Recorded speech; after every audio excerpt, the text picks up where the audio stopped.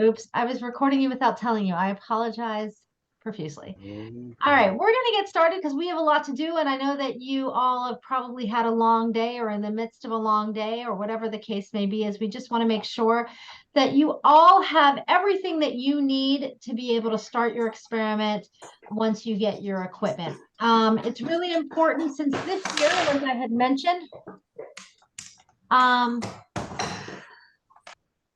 that this year, like I had mentioned, we are trying something a little different where we are encouraging different experiments. So we listened to the feedback that we received from teachers who had been doing this for a while, that they wanted to try something new, they wanted to try a new experiment, and there is so many experiments that the NASA scientists are interested in, and that allows us to not only diversify the work that you're doing, maybe better fit the curriculum that you're working on, but also give us an opportunity to help address additional questions that NASA has regarding growing plants for long distance space travel.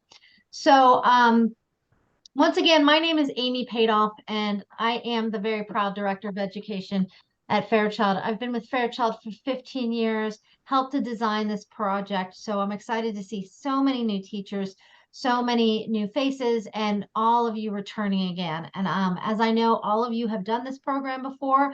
You're either going to be waiting for just the consumables with all of the materials and everything that you will need to be able to do your experiment. This experiment um, is the a dynamic lighting experiment. So hopefully you're all in the right room. Dynamic lighting, where we're going to be adjusting the lights throughout the experiment based on the protocols that you receive and the seeds that you receive, and whether you are, which one of the trials that you're going to be assigned to. All of that will be explained after we are done. But we wanted to take an opportunity in each one of these sessions to be able to have one of the NASA scientists who is working on that particular research explain to you a little bit about the research, but also explain how the work that you're going to be doing is going to be contributing to that. Not that you're doing, that your students are doing, will be contributing to that. And then afterwards, what we'll do is I'll go through the protocols. You guys have been doing this for a while, so I don't feel like I have to go into too much details. You can read it, you know the cadence and the pace of how we do things, go over the differences in the data collection tools, answer any questions that you all have so that you feel comfortable and confident to be able to transition this to your students. So sounds like a good plan? Okay. Um, Today with us, we have a special guest from NASA, a friend of mine who's been with the program off and on since the very inception of this program. Dr. Matt Mickens, or AKA Dr. Photon, apparently, is a gentleman who was a postdoc at NASA when we started this program and now is back as a PhD researcher with NASA. So we're happy to have him back in the fold, focusing on the light trials and light experiments. So without further ado, I'm going to turn it over to Dr. Matthew. Thank you, Amy, and welcome to all of you. As you said, I am Matthew Mickens, and I'm actually a recent hire, I guess. I've been here for about 6 months back at NASA, but I started out as an intern oof, 11 years ago, right after I got my PhD, and then I did a postdoc for 3 years. Then I left for 5 years, went into industry, into the vertical farming industry, and actually retrofitted an existing warehouse into an indoor hydroponics farm. And then came back. Now I'm back at NASA, hopefully for good this time. But so today, I know I don't have much time, but I wanted to just basically give you an educational overview of the effects of lights on plants. And actually, let me share my screen And Matthew, now. these people have been around with us for a while. So you feel if you want to take a couple of extra minutes, feel free to do so because I don't feel like I'm going to have to go too deep into like the data collection and the randomization and all that stuff. So feel free to take a little bit more time if need be.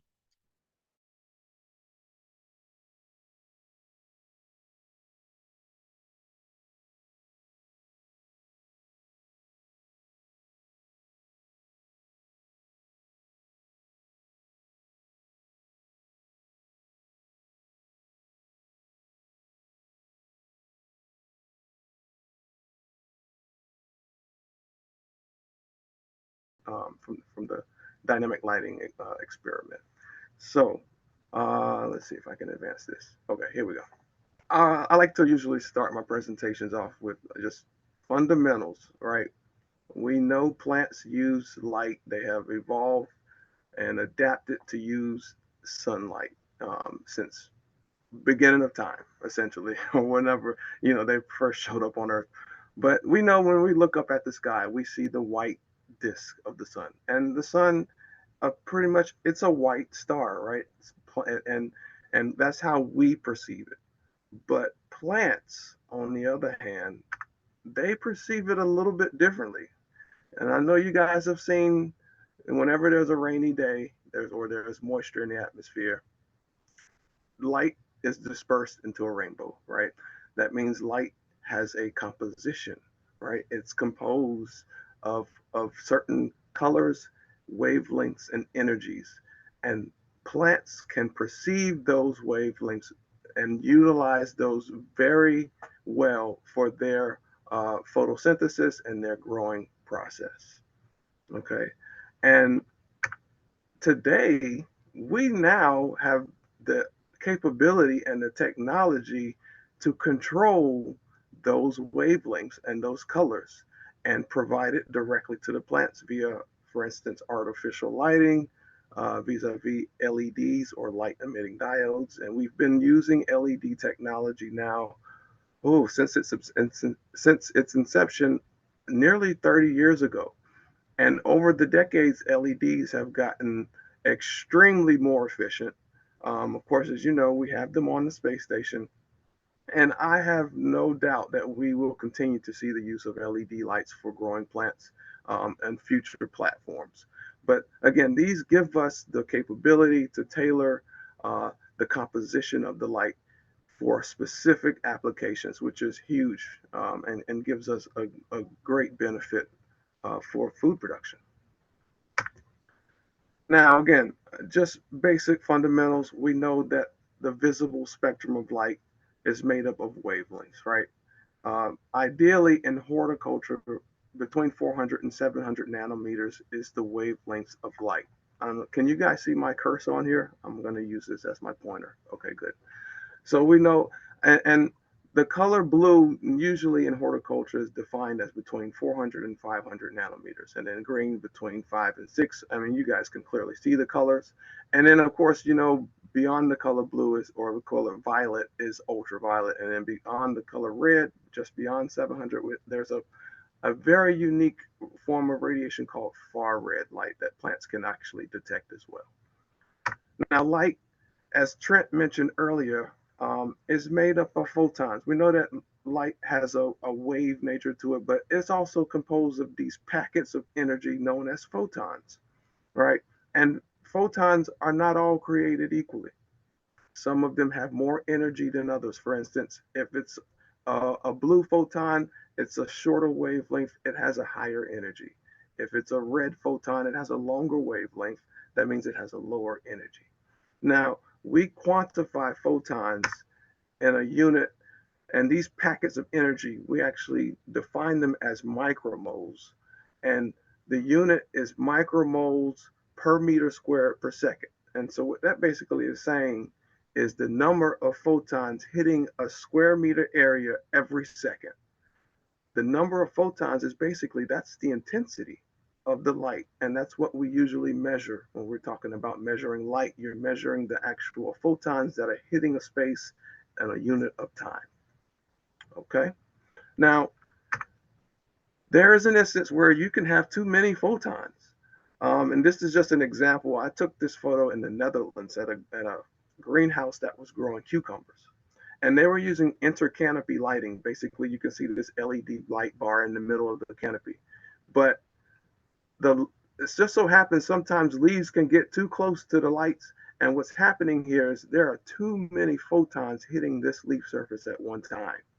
And it is actually causing an issue known as photobleaching.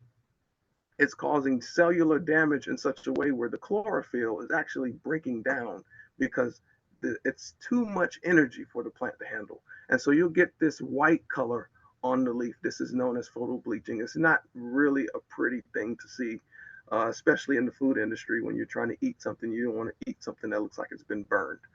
So again, my emphasis here is not going to be the intensity of the light, because actually intensity is a whole nother topic. We're talking about dynamic lighting. So we're dealing with the what is called the quality of the light, right? We're talking about the composition or the color, which we also call light recipe.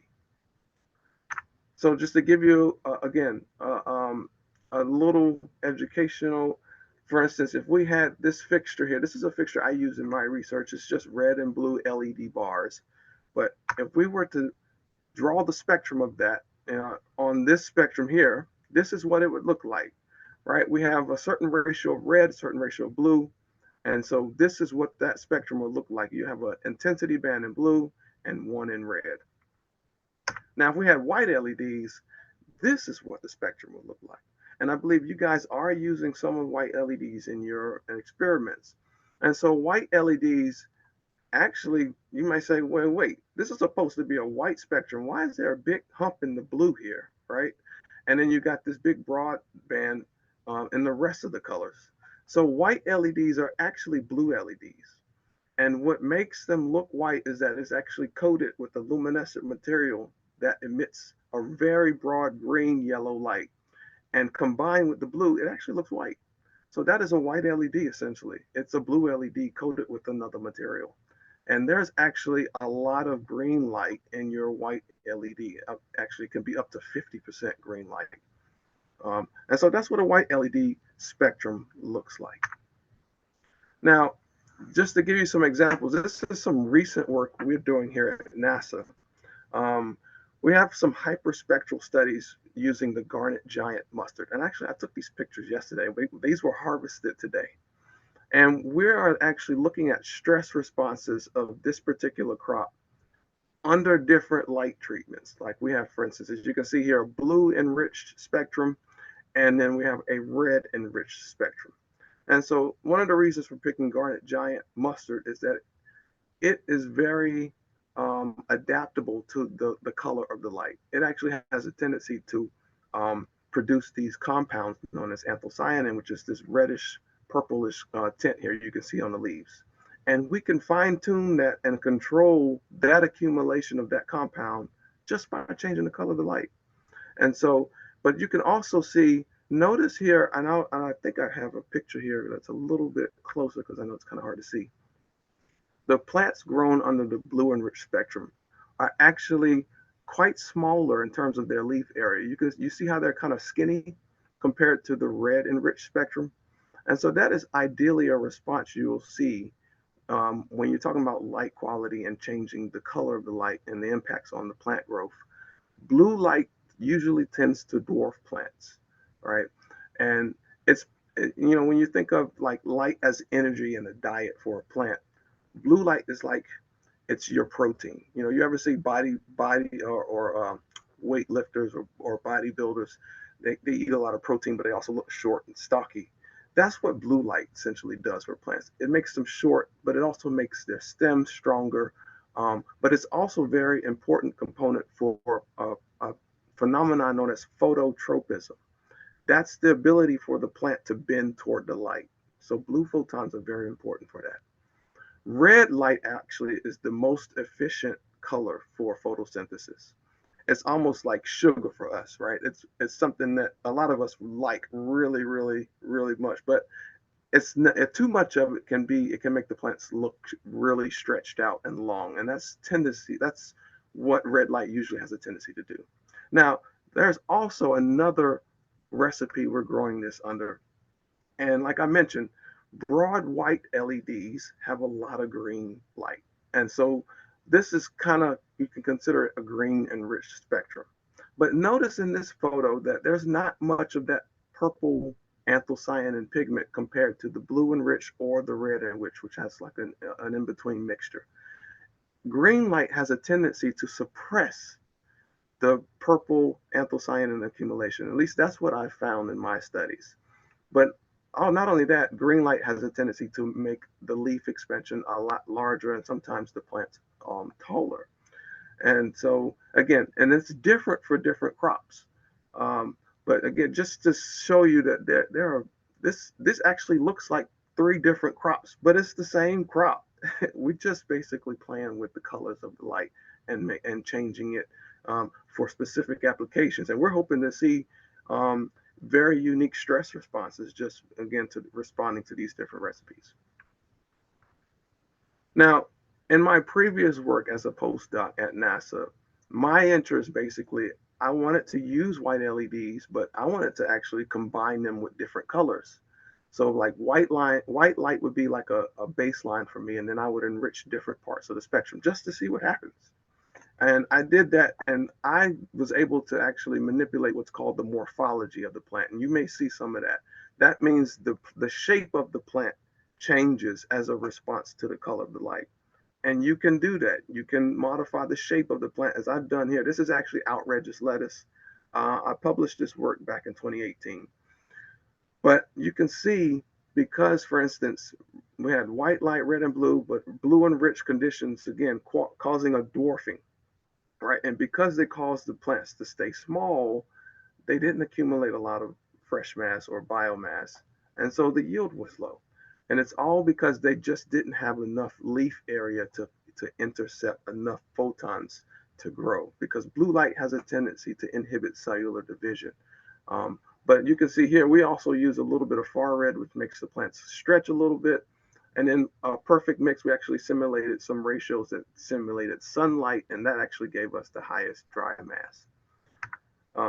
And then also impacts on leaf number. I won't go into too much detail on this, but the treatments that or the recipes with far red had on average 3 or 4 more leaves, which actually made the plant heavier. Now, changing the color also impacted the accumulation of minerals and elements, for instance, potassium, phosphorus. If you look at the trend here, and I've got these lined up, these different recipes lined up just as they are in the pictures here. But if you look at the trend, for instance, for potassium, the larger plants had smaller nutrient concentrations of both potassium and phosphorus, while the smaller plants had higher concentrations. So what did that mean? That actually means that if you keep the plant small, that plant will still uptake nutrients and minerals in the same rate, but because it doesn't have that much space to put it, it's just going to keep accumulating them. And so this is called a dilution effect, but you can control elemental content by just changing the color of the light. Same thing with calcium. This is a similar trend. The smaller plants had higher accumulation as well as for magnesium, and the larger plants, it was more spaced out or more diluted. And then again, I mentioned anthocyanin. So anthocyanin is a secondary metabolite, and it is an antioxidant. And so plants accumulate it as a means to protect themselves. For instance, when I mentioned when you get too much or too many photons, it's a lot of energy bombarding the leaf surface. And so anthocyanin, the plants will accumulate that to defend themselves, almost like a tanning effect when our skin tans under the sunlight. But these anthocyanin compounds are very healthy for us because they, again, are antioxidants that can scavenge free radicals that can, of course, do cellular damage and DNA damage. Plants have that same means. And so this is just an example of the anthocyanin numbers that I got for some of the treatments. And you can see here, there was a higher anthocyanin content in the treatment that was just red and blue light only, because green light has a tendency to suppress anthocyanin production.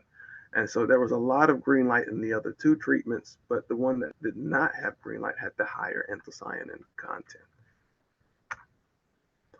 And then there's also an effect you may see. This is called leaf tanning. I saw this in a red pak choi, a ruby red pak choi experiment that I done. And this basically was the result of a neighboring plant leaf just hanging on this leaf.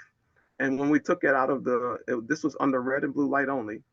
And you can see there was no anthocyanin accumulation, where there pretty much it was the red and the blue light were triggering the synthesis of this compound.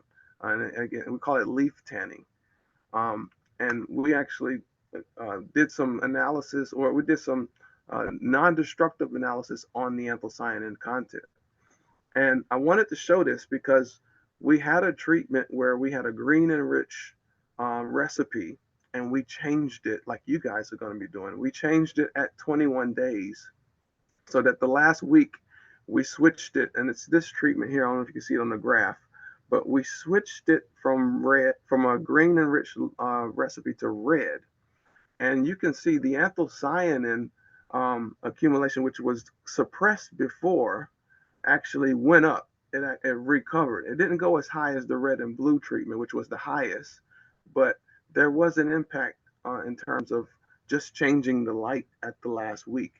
And so, again, we don't know what kind of things you guys are going to see, but and I know you guys don't have an anthocyanin meter, but there is I believe there's a reference card we're going to be using for a color grid that we'll be using, so you can actually compare if there's any drastic changes when you change your light recipes. And then the last thing, in terms of research, I wanted to show you. So when you're talking about the color of the light, and this is a paper that was published about 12 years ago. So different colors of light penetrate leaves differently. And this is a really cool paper. They actually took the side view of a leaf. This is basically a leaf profile. And you can see red and blue light don't penetrate the leaf very far, because red and blue are very efficient at driving photosynthesis. So the plant absorbs it really quickly. But look at this for green light. It actually penetrates the leaf considerably. And so this, in some instances, green light is beneficial. For instance, for lettuce, it's very beneficial because it can trigger photosynthesis deeper into the leaf. And so I thought this was really cool to show. Again, this is just the wavelengths here of this study. And so that's just for research. Now, I do want to show you really quickly. I know my time's up. When I was in industry, in the commercial space, and this is actually a picture of indoor vertical farm that I built in Orange, New Jersey. We retrofitted a warehouse, and this rack here, basically, it's 11 different layers. And if I give you a side view of it here, it is 120 feet long. And we used a lot of automation to grow plants in a controlled environment. And of course, you can see the LED lights that we use. I do have a quick video just to show you the idea of how we use this technology. This is an elevator, basically. It inserted the plants here.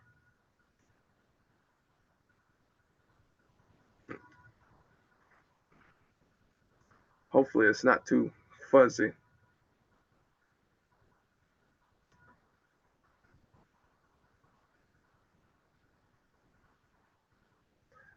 So hopefully that wasn't too fuzzy. It was kind of choppy on my end, but basically this rack was designed so that we can put plants into this system and use gravity to move plants through the rack. But one of the features, and this is what the plants would look like, or the crops would look like when they were fully grown. And again, this is basically the future of farming. This was all indoors, and it looks like a lettuce field, but it's not a field at all. This was in a warehouse.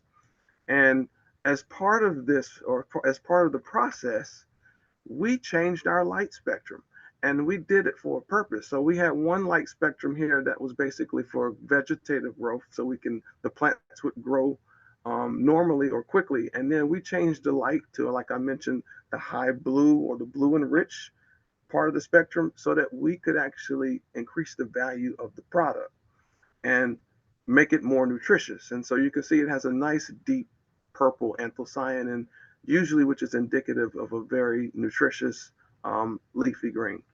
And so again, these are just examples of things that I've had in my experience, and hopefully they open some eyes for you. And I'll stop right there and take any questions you may have. And I'll stop sharing my screen. That was super cool. Thank you, Matthew. I learned all kinds of cool stuff.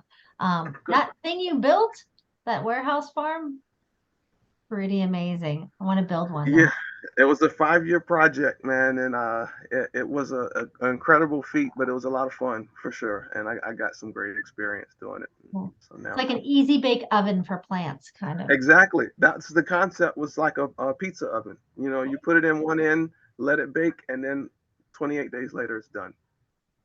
Awesome. Yeah. So thank you so much. Does anybody have any questions? for Dr. Mickens. In the experiment, will the deep color also be indicative of healthier plants if they have a deeper color, Matthew? Oh, and that's a really good question. Um, Not all the time. So it would be healthy for us for sure. But usually plants will some plants can accumulate these compounds as a stress response. Now, stress usually is frowned upon because it's like, has a negative connotation. Why would you want to stress the plants? But in this case, the plants are protecting themselves because they're stressed, but it it's more healthier food for us. And they'll still survive, like the plants will still thrive. But there are some instances where plants will accumulate anthocyanin, for instance, if they're overwatered or if there are other issues going on, if there's a pathogen, um, and some plants that usually won't, that like don't ever accumulate or turn purple may turn purple, which would not be good. That's usually something that a sign you need to address something in your growing operation. Um, so yeah, so sometimes it's good, but sometimes, if the plant is green and you see it turn purple and it shouldn't be, then in that case, it's not a healthy plant. Great question. Other questions? Will we be using the same medium as Dr. Mickens to grow our plants in? Matt, can you talk about the growth medium you use? Is it the greens grade like we're doing, or was it Well, soil? I previously used Greens Grade, and I'm assuming you guys will too. Yeah. Now, in the earlier pictures, like the ones with the Garnet Giant, we were using peat soil. Um, but I think you guys are using Greens Grade, which it's perfectly fine. I did use that for my lettuce crops and my pak choi studies, and the plants they grew fine. Right. We're going to be using the same growth medium that we've used in past years because it is what um, they're using on the ISS. So we're trying to replicate that as best we can. And so in order to keep that consistent, we can do that. And when you go through, like every year, you have your assigned trial, right? So the experiment that you're all going to be doing, and then you have an opportunity to propose some original research for that second trial. That might be something that even though you're doing the dynamic lighting for your base trial, you might say, I want to do dynamic lighting and change the growth medium. And that's perfectly acceptable. So maybe you want to try some peat mixture or something like Matt used. So that's also an opportunity, but we will be using the greens grade again. Great questions. Any other questions? Oh, go ahead, Donna. Um, Dr. Mickens, the LED lights that you use, did you buy separate LED lights, like a separate blue light, a separate white light, red light, or was it a programmable LED setup? Yeah, very good question. Um, it Well, for different experiments, I did use different fixtures. So in the older, I guess in the lettuce studies that I showed, I had where these called the bar fixtures. I don't know if you remember. So it was like a panel and it had LED bars. I could switch those bars, the individual bars, for different colors. And so those were actually like I could take out the blues and the reds individually or put in far reds, put in greens or whites. Those I could change.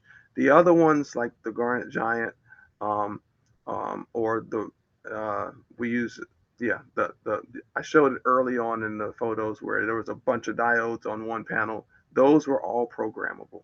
So it was a combination of the two.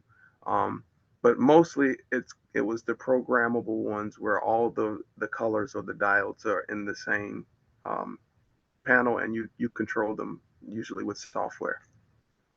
Yeah, the ones with the individual bars, actually, I don't think they discontinued that product and they don't make those anymore. Yeah, but yeah, great question. Another great question. Any other questions? Dr. Mickens, was this at Elevate by chance, that work you did over in Orange? I'm kind of like an indoor vertical farm geek, and I follow a lot of local stuff around us in New York. Oh, okay. Yes, that was my previous company. I was the chief science officer there. That's And, awesome, man. Great work. Yeah, thank you. It's a very unique company because I know the vertical farming industry. A lot of them are failing, and fortunately, this one's still surviving. And so I definitely feel proud about the contributions I made while with the company, for sure. As you should. And it's funny, Chris, that you knew exactly what he was. You looked at that and you were like, "Oh, I know that company. That's cool." um, Yep. that's awesome. That's awesome. And you should be proud of all the work that you've done, because we're really proud to have you as part of this program, and that we're able to help provide you with some information and some insight if possible, and Yep. continue to be able to contribute and Yeah. conduct experiments that help you. Thanks, Amy. I'm You're glad to be a welcome. part, man. Yeah, for sure. Awesome. All right. Well, if you have any more questions along the way, just feel free to type them into the chat, or turn on your mic. There's only a few of us in here. There's only 23 of us in here, so it's okay. I feel like we could have conversation. And since we don't have to go through the protocol step by step by step, because all of you have done the protocol or done Growing Beyond Earth before, I'm correct in that, right? And you've all done Growing Beyond Earth before, so that you understand the, like I said, the cadence, how the experiments are set up, what's expected of you, and that type of thing. And I'm here to answer those questions for you. So awesome. All right. Well, wonderful. Thank you again. All right. So the next sort of portion of this is the experiment that you're going to be doing that's going to be assisting. So we worked really closely with Joya and Matt Mickens and Trent and Ralph Fritchie, all from Kennedy Space Center, to be able to create an experiment that allows you to to do authentic research, allow your students to be able to contribute, and also be able to have it be educational, in that your students will be able to learn some of the things that match the national standards that you're working on. This PowerPoint will be made available to you. This whole recording will be made available to you so that you can use it to share with your students prior to starting your experiment, or in the midst of your experiment as you go along. All right. All right, so some basic things. As you know, as Marion mentioned, everybody is required to once again take the quiz. I will put the quiz link in the chat once we get to that point. There is a survey that I'm going to ask all of you to take a moment to complete. We are funded by NASA Science Mission Directorate, the SciAct line item. And to ensure that we continue to be able to get funding, they're very happy with us. And so to be able to continue that, we need to be able to provide them feedback, not only feedback on how well this is impacting NASA research, but how well you're able to use it, if it's meets what you need, if it's the experiments are written in a way that is helpful. Over the past year, we really focused on new teachers so we could see the progression, since many of you have been with us for many years. But there are going to be surveys throughout this time that we're going to ask you to complete, that in order for us to be able to gather that feedback necessary to continue to be funded, and that to be able to prove that this program continues to be valuable and accessible. All right, so what I'm going to do, if you don't have any questions, I'm going to share my screen here. Share. Are you guys able to see my screen? Okay, so I have on the screen here the research protocols that you're going to get. I'm going to go through this really quickly because you can read it on your own, but I want to go through a couple of things that are really important. A couple of things that are really important, the background of Growing Beyond Earth. I think it's really important for your students to understand that they're doing this. It's not just another one of those things that you have to do at what they call it essential labs, but this is actually, they're part of a greater community of people that are contributing to this work. Now we are so they understand that. They can see how the work that they're doing and the equipment that they're using is side by side of what they're doing on the International Space Station. Also, what we did is explain your challenge in some detail so that you can further explain it to your students as well, with a background about why the lighting is important, why we're looking at lighting, and why this experiment is valuable. So in addition to what Matt explained to you, what you're able to use in your classroom, this explains it really well and why we're interested in this. So we want to make sure that we're with resources being limited on the ISS, we want to make sure that we're using the best possible lighting to be able to conserve energy, looking at kilowatt hour versus gram of every gram that's grown, the edible biomass versus the amount of energy going in to make that happen. And we're going to ask you to monitor things like watering and temperature and humidity again. And all of these things are very important for understanding what plants need on the ISS to grow. This year, you guys will be using a variety of pak choi that you might have worked with before called Purple Magic, which is going to be interesting because it does grow a nice purple color. So you'll be able to see if there are changes in the color as it's growing. All of the same thing. You've got the setup video for the growth chamber. It's going to be the same. Obviously, you have the same growth chamber, setting your timer, understanding your light panel.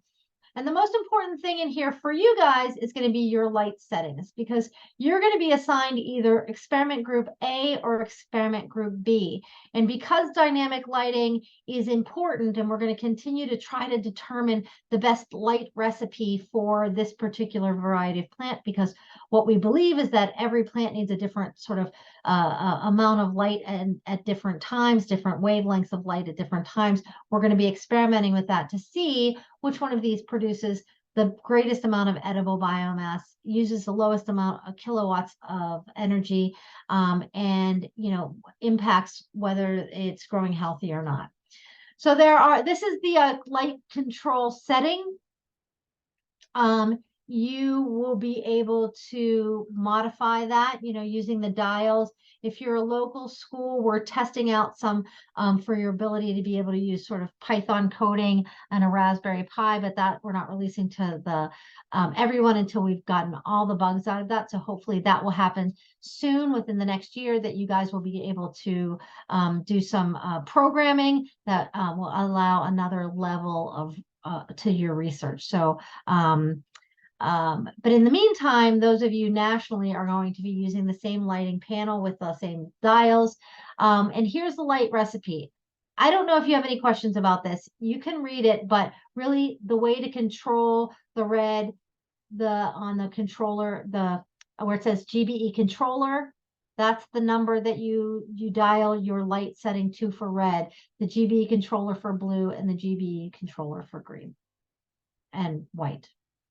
Okay, does that make sense to everybody? And if you will get, when you get your experiment, it will tell you if you're in experiment group A or experiment group B.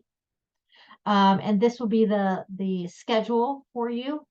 When you get your equipment, you should start pretty quickly. It is a 28-day trial. You want to try to get everything in before the Thanksgiving break, just because then there's nobody there to water your plants and there's nobody there to take care of your plants. As you can see, with treatment A or B, C, D, and E, it breaks down what percentage of white, what percentage of blue, what percentage of red.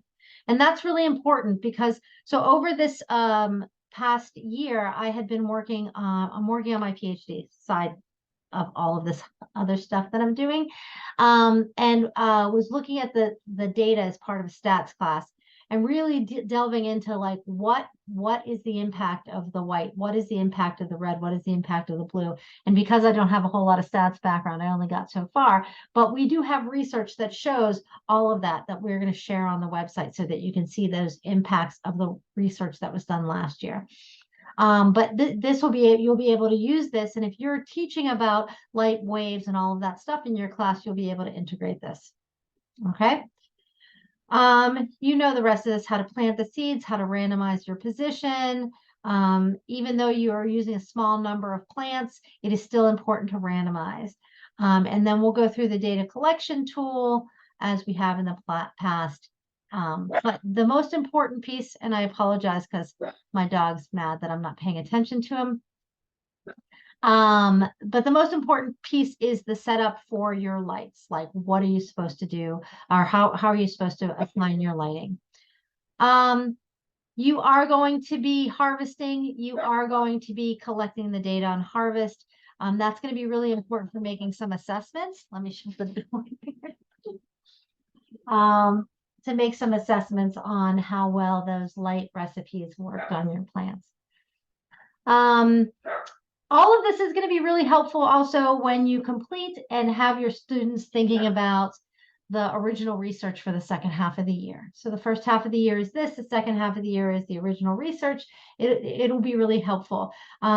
It might be interesting to look at some of these other papers to determine maybe if they want to continue looking at the light impacts of light, to be able to look at some of Matt's papers, maybe some of the papers that he shared before, and maybe that provides some interesting information. We also have a student who's doing some work on anthocyanins. That might be an interesting thing to look at too. There's a lot of really good research going on right now. And so we have a high school student who's really just focusing on that, and we'll be able to present her research to you. She is presenting her original research. She is a high school student. She is presenting her original research at the ASGSR conference, the American Society of Gravitational and Space Research. These are opportunities for your students. We were able to raise a little bit of money to be able to send her to this conference, but she is going to be presenting that research. So far we have 3 groups that have submitted to present as high school students at the ASGSR conference. So don't forget, that's really a cool opportunity for you. All right, so let me stop sharing here.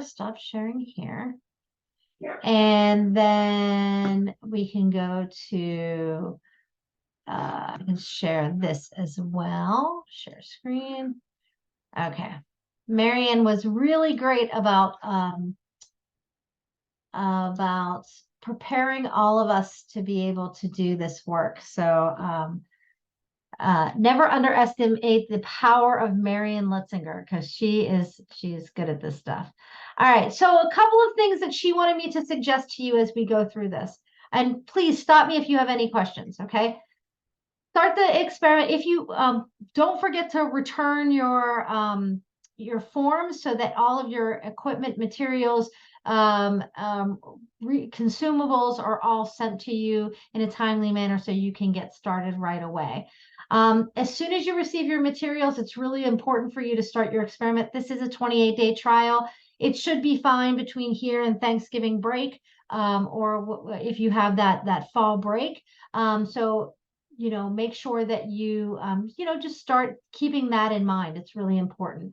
The deadlines to finish your experiments prior to Thanksgiving, please understand that we are flexible. If you have a different break, or you're able to take care of your plants, or maybe you didn't get started on time, please understand that we are completely flexible with all of this.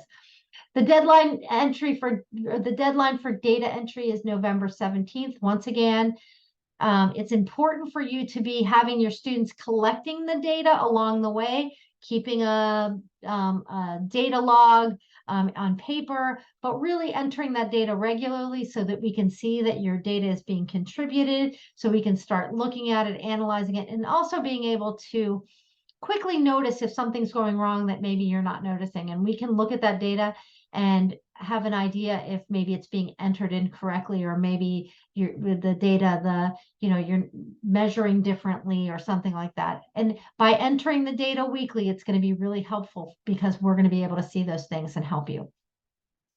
Remember that all of the important information is found at Fairchild Garden's website at fairchildgarden.org /GBE. I'm sure you all have access to that. When you receive your materials and your equipment, it will be shipped from Mars Farm. They are our manufacturing partner out of St. Louis. all of the manufacturing, packaging of consumable materials and all of that stuff comes from Mars Farm. So that package will come to you as soon as we get your signed paperwork. We'll get that material out to you. Please make sure that you take your quiz at the end and the survey at the end that I'll put in for you at the end. Pretty simple stuff. I don't think any of you will have a problem. But if you have questions about the assembly or the parts, the people at Mars Farm, their information will be in the box. They'll be able to help you. I don't think any of you will have that problem anyway. Your experiment is going to be with a purple magic bok choy. Your substrate again is going to be greens grade, as I mentioned. You will get your fertilizer, your trays, your wicking materials, your labels, and you'll be doing a 28-day trial.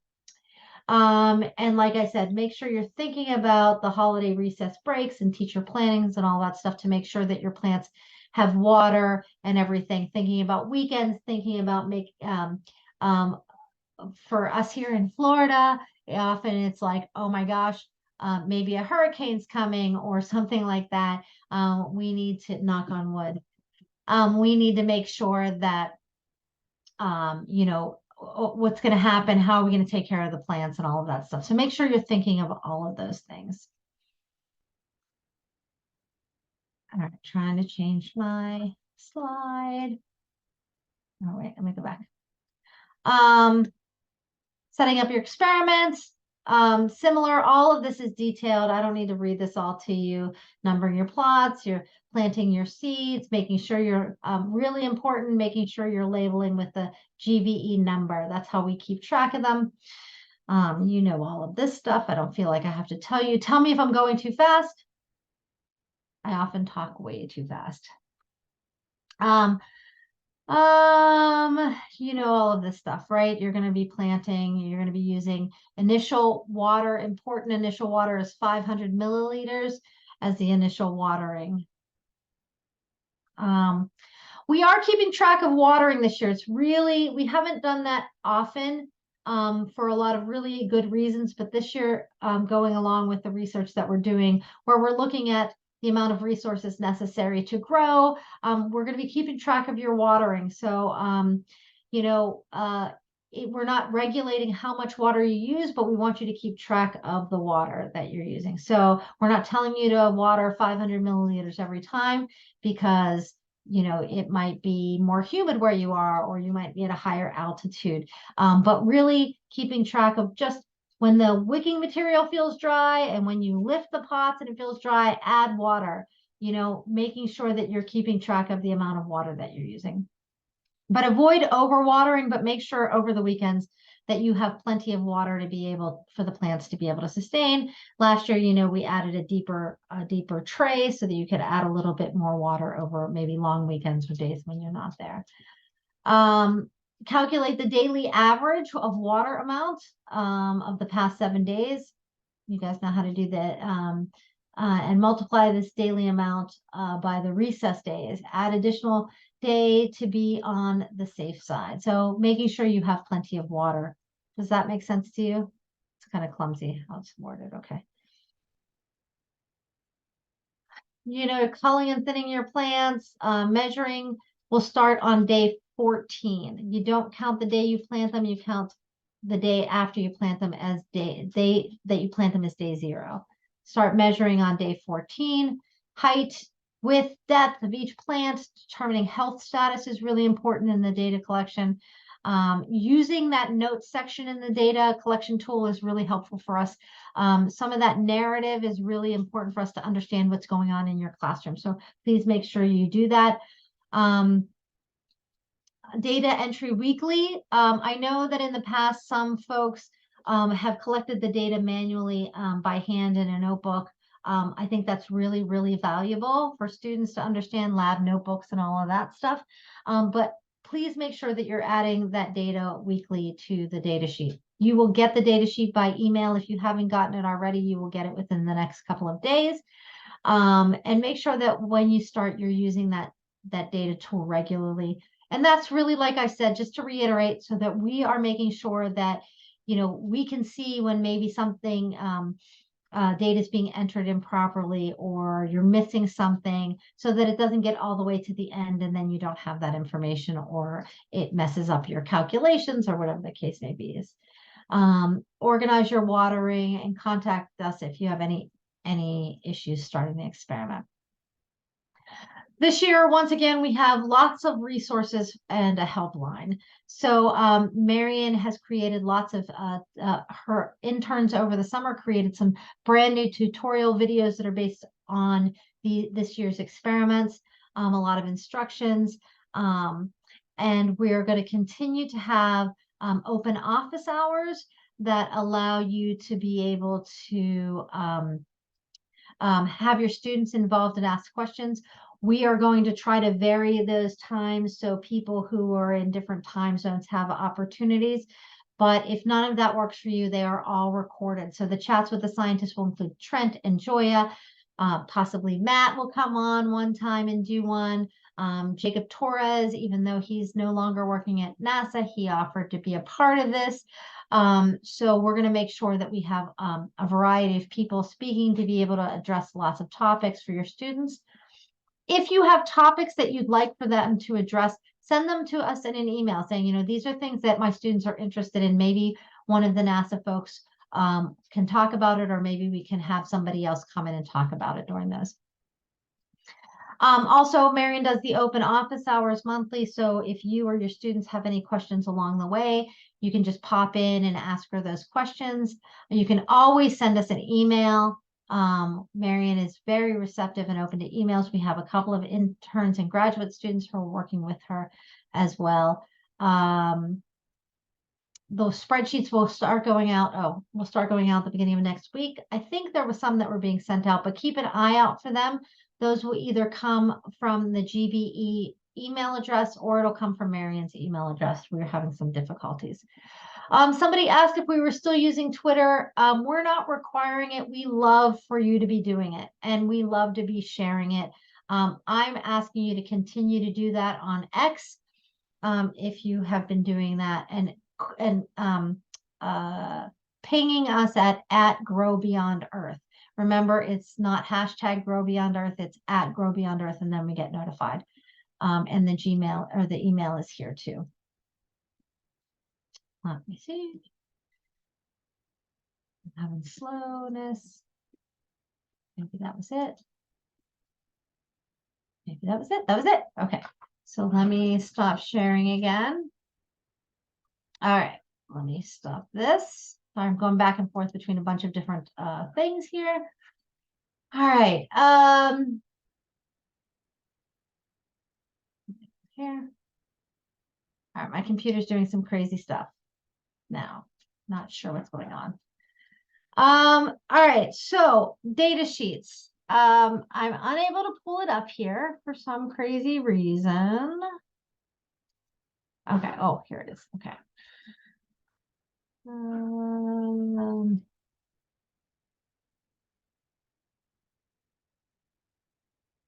right. I'm going to be able to show you the data sheet. Although the data sheet is pretty similar.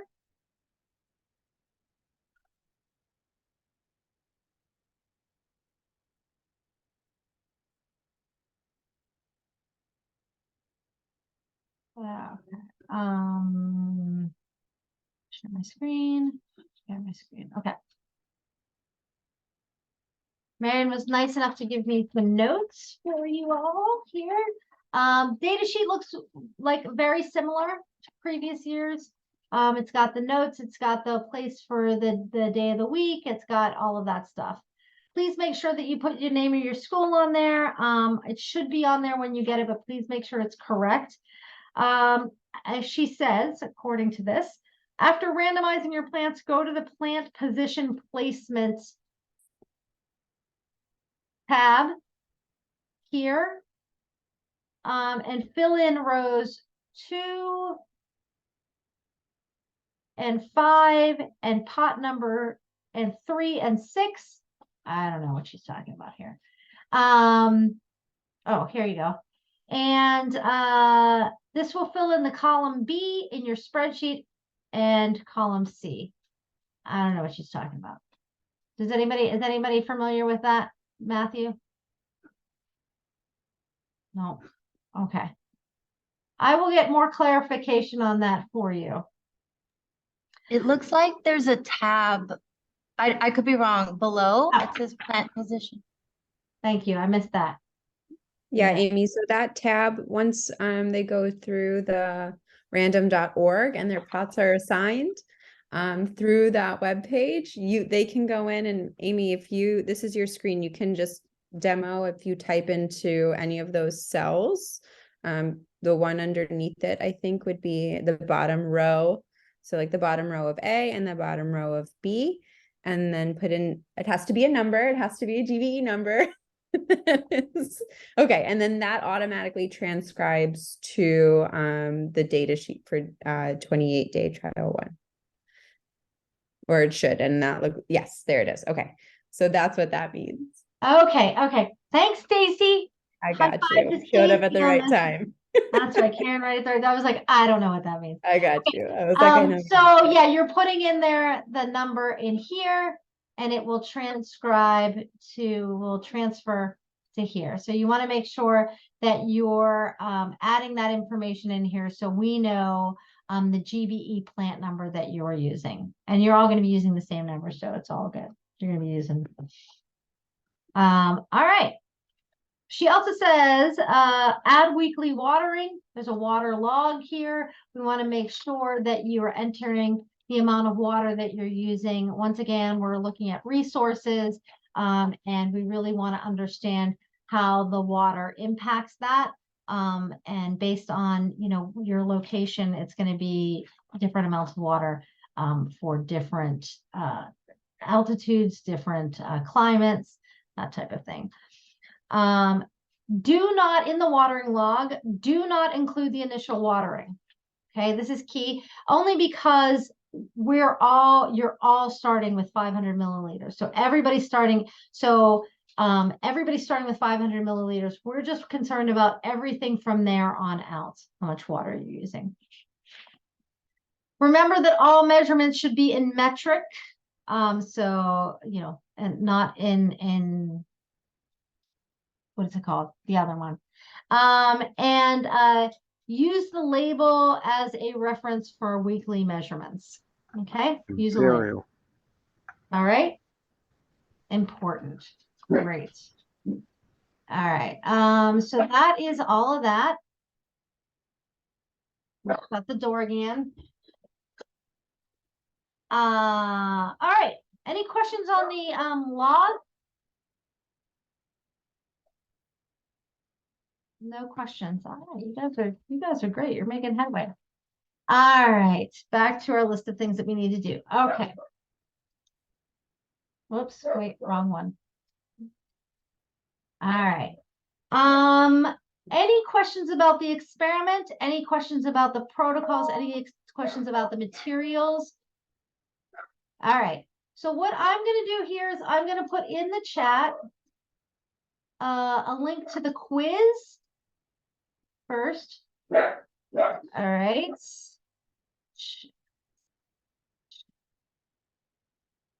The link to the quiz. This goes to everyone. Okay, that's the link to the quiz. Please, you got to remember, you got to do the quiz. We got to know that you're paying attention. I trust that all of you will do a fine job. And then secondly, my question, what I need you to do is everyone to please do the survey. Like I mentioned before, the survey is critical to us continuing to be funded and to continue to be able to offer programs that meet the needs of what you're doing and your students. Sound good?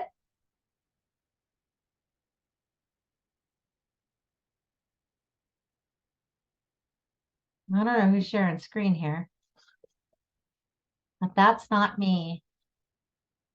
All right. Sorry about that, Amy. Up okay. Can we find the protocols on the website? Yes. Jenny, we have uploaded the protocols on our website, right, Stacy? Yeah. She must not be there. Yes, We, no, I'm here. All the protocols are uploaded on the website. all the Um, protocols are now live on our website so that you can look at them and go through them, read them prior to your handing them off to your students.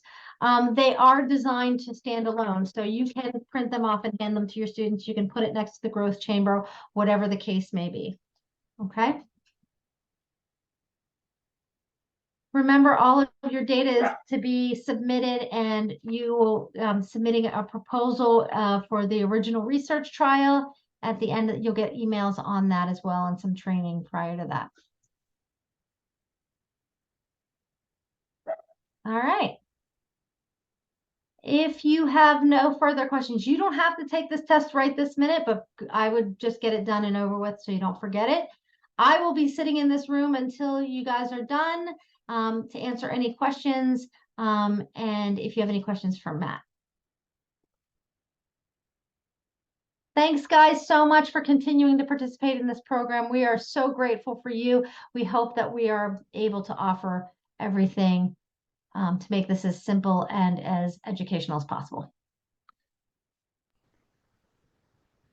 Thanks, guys. Hope you learned Thanks, something. Matt. It's amazing. Thank you. Thank you. Appreciate it, Amy. Thank you.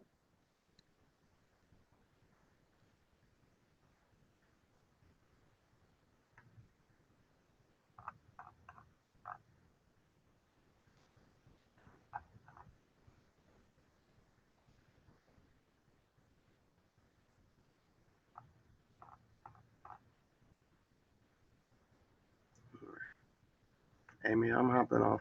All right. Thank you, my friend. That was amazing. Thank you so much. Thank you. Appreciate you. No problem. Take care. Good night. See ya. Good night.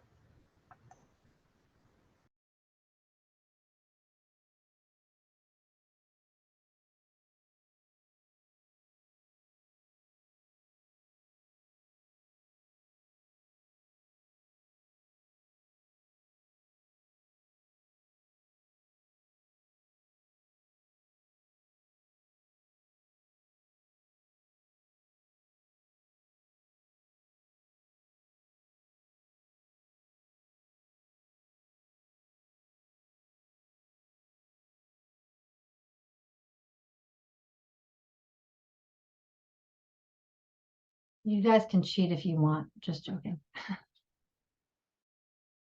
Jefferson Middle School. We have been involved in the Growing Beyond Earth program since 2018. I can say we live and breathe GBE, but we believe if you give students opportunities to grow space planes, they will be self-motivated to engage more STEM activities. So we talk about STEM engagement for next generation. Space farming is your answer. All right, so Christine gonna talk about this experience with me?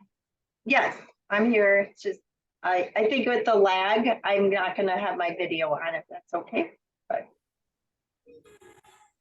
so, well,